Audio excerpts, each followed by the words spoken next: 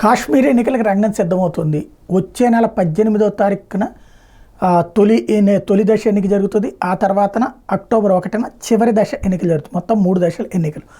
ఓవరాల్గా ఇప్పుడు కాశ్మీర్లో ఉన్నటువంటి ఓటర్ల సంఖ్య చూస్తే 29% మంది టోటల్గా ఉన్నటువంటి వాళ్ళలో 88 లక్షల్లో 29% మంది 18 నుంచి 29 ఏళ్ల వయసు ఉన్నటువంటి వాళ్ళు.